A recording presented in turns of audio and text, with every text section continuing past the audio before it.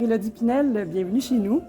Vous êtes agrégée en lettres et en philosophie et vous venez tout juste de faire paraître aux éditions Amsterdam un livre avec Sarah Delal, c'est bien comme ça, et Marie-Pierre Tachet intitulé « Pour en finir avec la passion », où vous proposez d'interroger la manière dont le motif littéraire de la passion sert commodément de justificatif pour excuser, occulter ou travestir même des violences faites aux femmes, notamment dans des œuvres classiques telles que Don Juan de Molière, Le Rouge et le Noir de Stendhal. Alors, écoutez, plongeons dans le vif du sujet. Pourquoi vous avez préconisé d'en finir avec le motif de la passion en littérature? En fait, ça part d'une vidéo que j'ai vue sur Twitter. C'était une interview d'Annie Ernaux à propos d'un livre qui s'appelle Passion simple. Et j'avais lu le livre peu de temps avant et c'était vraiment la description d'une relation toxique, destructrice, très dure. Et dans l'interview, Annie Ernaux disait que c'était un privilège de vivre une passion comme ça une fois dans sa vie, ce qui m'avait assez choquée parce que c'était complètement en décalage avec ce qu'elle avait elle-même écrit dans le livre. Et je l'avais relevé sur les réseaux et l'éditeur nous a contactés comme ça pour nous proposer d'écrire un ouvrage sur le sujet de la passion littéraire et du motif de la passion amoureuse dans la littérature. Comment est-ce qu'un certain nombre soit d'auteurs, soit de lecteurs dissimulaient des violences derrière le terme de passion. Donc, effectivement, vous décriez que le vernis élégant de la passion aurait couvert ou excusé là, certains abus dans les œuvres. Avez-vous des exemples un peu concrets? Oui, on explore une œuvre par chapitre, des grands classiques de la littérature française, mais aussi la littérature européenne. Par exemple, il y a Le Héros du Relevant qui sont aussi traités. Ce que je peux donner comme exemple, c'est par exemple, je peux parler du Rouge et du Noir, parce que c'est un ouvrage qu'on associe au mouvement romantique. Stendhal est vu comme un auteur flamboyant, avec un beau style, c'est le cas évidemment, mais il y a aussi quelque chose qui le caractérise, c'est son ironie. On parle de l'ironie stendhalienne. Et le personnage de Julien Sorel est à la fois un personnage qu'il défend dans certains agissements, mais aussi qu'il critique. La voix du narrateur n'est pas toujours complaisante envers ce que fait Julien Sorel. Et Julien Sorel, c'est quand même quelqu'un qui tire par deux fois sur son ex-maîtresse, non pas par amour fou, comme on le dirait, ce qui d'ailleurs n'excuserait rien, mais parce que tout simplement elle l'a mis en difficulté en envoyant une lettre anonyme pour informer le père de sa future épouse de son passé qu'il n'avait pas divulgué. Donc du fait qu'il avait séduit la femme des enfants dont il était le précepteur, Madame de Rênal en l'occurrence. Et il tire deux fois sur elle, donc c'est pas un accident, il sait très bien ce qu'il fait. Aujourd'hui on dirait que c'est une tentative de féminicide, puisque ça, dans un continuum de violence, il est humiliant envers elle, il l'abandonne, il ne l'aime pas.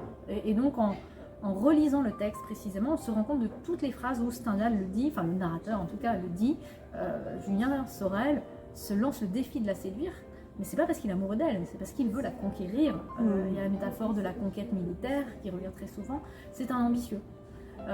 Et on a couvert ça sous le nom de passion. Alors c'est pas forcément Stendhal lui-même qui l'a fait, mais c'est les lectures qui en étaient faites pour glorifier le héros et en faire le héros romantique par excellence, celui qui est à la fois sublime et détestable, alors que le point de départ du Rouge et du Noir, c'est un fait divers très sordide que Stendhal a été chercher dans une gazette juridique et qui là n'a plus du tout de sublime. On ne peut pas se tromper sur ce qu'est vraiment cette affaire.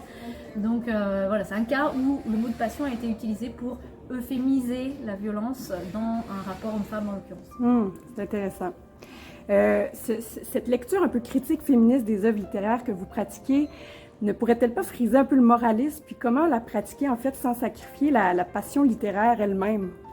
Alors j'espère que ça ne frise pas le moralisme justement parce qu'on ne dit pas qu'il faut arrêter de lire ses œuvres, on dit au contraire qu'il faut les lire pour pouvoir en parler à juste titre et pour pouvoir en débattre. Parce que ces œuvres ont cet intérêt de présenter la réalité dans sa violence et qu'il faut avoir aussi cette distance vis-à-vis des faits pour pouvoir y réfléchir sereinement. Donc c'est nécessaire de lire ces œuvres et c'est surtout nécessaire de savoir de quoi elles parlent, de ne pas déguiser, de ne pas, on dit euphémiser souvent dans le texte, c'est-à-dire adoucir, atténuer par souci politiquement correct ou peut-être parce qu'on est sous l'emprise parfois des personnages eux-mêmes. On est séduit par Julien Sorel, on est séduit par Don Juan, alors que ce que veulent faire les auteurs, c'est montrer les dérives de leur comportement. Donc on ne veut pas réintroduire la morale et dire qu'il faut parler que des petits oiseaux qui chantent dans la forêt ou de belles histoires d'amour. On aimerait tous avoir davantage de belles histoires d'amour à lire que des histoires odieuses, mais c'est nécessaire de lire des histoires comme ça. Moi-même, en tant qu'autrice, j'ai écrit une histoire sur un amour toxique. Je ne me suis pas interdite d'en parler non plus. Donc, évidemment, non. C'est juste une déontologie de la lecture, de savoir prendre au sérieux ce qu'on lit, et pas le déformer ensuite. Non, tout à fait. Que répondriez-vous à ceux qui pourraient vous accuser, par exemple, d'anachronisme? Est-ce qu'on devrait lire les grandes œuvres qui ont justement mal vieilli? Est-ce qu'on considère qu'on peut les prendre hors de leur époque? Puis comment vous pourriez réagir à cette forme de critique, je dirais? Alors, déjà par un fait biographique autobiographique même, je suis spécialiste de la littérature du Moyen-Âge. Donc, évidemment que je défends la lecture des œuvres très anciennes. Oui. Et pour moi, elles ont une actualité parce qu'il y a quelque chose d'éternel dans la nature humaine. Oui, puis vous venez de le dire, il faut lire ces œuvres. Oui. Donc, quand même, la question, ce n'est pas de les bannir. Non, pas du tout. Ce qui est intéressant et important, c'est de se rendre compte que ces œuvres sont référentielles, c'est-à-dire qu'elles reflètent des réalités. Elles entendent prendre un modèle dans la réalité, en les transformant, en faisant quelque chose d'autre, mais tout de même, il y a toujours un référent réel pour ces œuvres. Ce qui est important pour nous avec la distance, c'est de recontextualiser, c'est-à-dire s'informer sur, par exemple, quel est le statut de la femme au XVIIIe et qu'est-ce qui fait que Manon Lescaut va être vue comme une fille perdue, tout simplement parce qu'elle n'est pas mariée avec des griots, alors qu'elle l'aime et qu'ils vivent ensemble. On considère qu'elle est perdue pour la société parce que leur union n'est pas officielle. Ça, c'est des choses... Si on n'en a pas conscience, on ne va pas comprendre le texte, on ne va pas comprendre le piège dans lequel elle se retrouve prise, parce que comme lui a le pouvoir de l'épouser ou pas, il est noble, elle ne l'est pas, et qu'il décide de ne pas le faire, parce qu'il a peur que son père le refuse, eh ben, ils se condamnent tous les deux à une vie d'errance, à une vie de marginaux, et c'est ça qui va les conduire à leur perte, en fait. Tout à fait. Maintenant, est-ce que si on se rapporte à la littérature qui est produite présentement, est-ce qu'une littérature sans paroxysme, ambiguïté des passions, est-ce qu'elle est vraiment possible, cette littérature-là, à votre avis? Je ne sais pas si elle est possible, mais en plus, je ne sais pas si elle est souhaitable. L'ambiguïté, ça fait aussi partie de la vie, donc ça doit faire partie de l'art. La richesse des interprétations, ça fait aussi partie de l'art. C'est ça l'intérêt de pouvoir débattre d'une œuvre, c'est d'avoir différentes lectures. Tout en ayant conscience de l'intention de l'auteur au départ et de la réalité dont on parle au départ aussi. Quel est le vrai sujet du livre? Puisque souvent on a parlé avec Sarah Delal et Marie-Pierre Tachet de l'œuvre de Umberto Eco, l'œuvre ouverte, qui dit qu'il y a plusieurs interprétations possibles pour certaines œuvres et que ces interprétations ne s'excluent pas, elles peuvent coexister. Mais il y a quand même un faisceau en fait d'interprétations qui sont pertinentes, et puis le contresens existe quand même. C'est-à-dire que c'est pas tout ou rien. C'est pas on peut tout dire ou on ne peut rien dire. Il y a des choses qui sont pertinentes, des réinterprétations, même en termes d'adaptation cinématographique, en termes d'adaptation en mise en scène théâtrale, qui vont exploiter un fil dans l'œuvre, un angle, et qui vont rester respectueux de l'œuvre ou proposer quelque chose à partir de l'œuvre. Puis il y a des manières aussi de ne pas comprendre l'œuvre. Et ça, c'est autre chose. Oui. C'est toute la beauté de se plonger dans une œuvre, justement, avec réflexion, en s'interrogeant, en s'informant aussi. Le faire de façon engagée et pas seulement passive. Oui. Tout simplement. Et je pense que, pour finir, peut-être, la raison pour laquelle on a écrit ce livre aussi, c'est parce qu'au début, on avait créé un book club. Et le but, c'était de pouvoir échanger sur les œuvres qu'on lisait.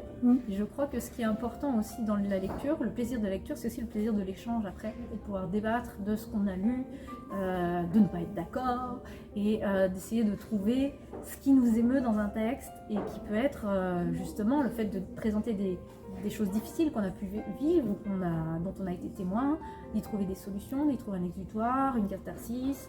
Et c'est cet échange-là qu'on veut promouvoir, en fait. C'est l'intérêt, la beauté, le lien social à travers la discussion autour des livres. Écoutez, je vous remercie beaucoup, Élodie Pinel. Vous écoutez, c'est une invitation à plonger dans votre livre Pour en finir avec la passion, l'abus en littérature. Donc, on retrouve en librairie depuis tout récemment, publié aux éditions Amsterdam. Madame Pinel, merci beaucoup. Merci à vous.